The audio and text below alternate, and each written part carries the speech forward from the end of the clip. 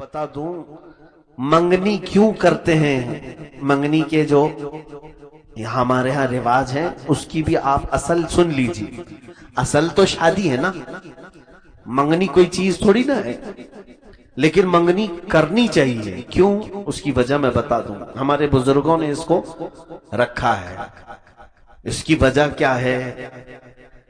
हाँ, यहाँ पर कुछ मसले हैं जिसको मुझे वाज़ेह करना होगा कि मंगनी के बाद कुछ लोग ये समझते हैं मंगेतर अब हलाल हो गई हमारे लिए। वो हलाल नहीं होती, वो हलाल नहीं है तुम्हारे लिए, वो अब भी अजनबी है जब तक कि तुम्हारा निकाह ना हो जाए। मंगनी की जो असल है उसकी वजह है क्यों।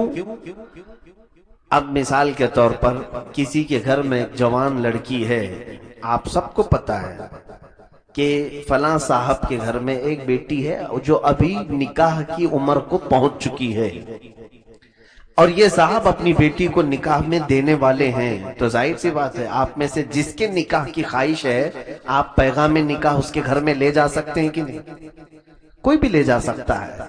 जैसे आपको पता चला कि फलां के घर में एक बेटी निकाह को देने वाली है, तो आपके बेटे के लिए आप जा सकते हैं, या आप जवान हैं, आपकी खुद की निकाह की बात है, आप खुद पैगाम निकाह लेकर के जा सकते हैं। लेकिन मिसाल के तौर पर जैद के घर में एक बेटी थी और खालिद ने जाकर के पहले पैगाम निकाह दे दिया और कहा कि मुझे आपकी बेटी से निकाह करना है। अब इनके निकाह की बातचीत शुरू हो गई। खालिद ने जैद की बेटी से निकाह की शुरू कर दी। अब बुजुर्गों ने शादी से पहले एक रस्म रखी है मंगनी। उसकी वजह क्या है जानते हैं आप?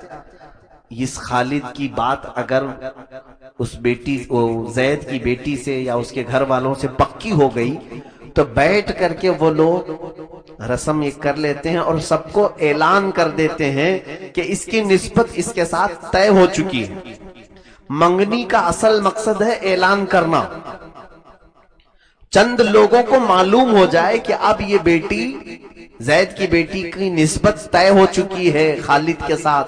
क्यों ऐलान करना है शरीयत में कि अब इसके बाद खालिद के बाद कोई दूसरा इस घर में निकाह का पैगाम लेकर के ना आ जाए।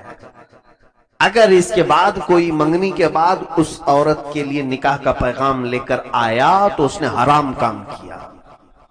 ऑलरेडी जिसकी बात तय हो चुकी है, मंगनी के बाद भी अगर किसी लड़की के आपने ये सोचा कि ये मंगनी तोड़ दें और हम दूसरे के अपने लिए इस बेटी को ले लें, अगर आपने इस तरह से किसी का निकाह किया तो हराम निकाह किया आपने, ये काम हराम है। तो मेरे अजीजों, मंगनी के बाद जायज नहीं है और खरीदो फरोख्त में जायज नहीं है, तो ऑलरेडी जिसकी शादी हो चुकी उसको तोड़ के लाना कहां से जायज होगा? हाँ, ये काम में कुछ लोग मुलव्विस हैं, माअज़ल्लाह रब्बिल आलमीन। कहा गया कि वो सख्त तरीन जिना के जो सबसे हाईएस्ट कैटेगरी हैं उसमें वो सबसे आला दर्जे पर है। जो शादीशुदा औरतों के साथ अपने ताल्लुकात कायम करें, वो जिना के सबसे आला किस्म के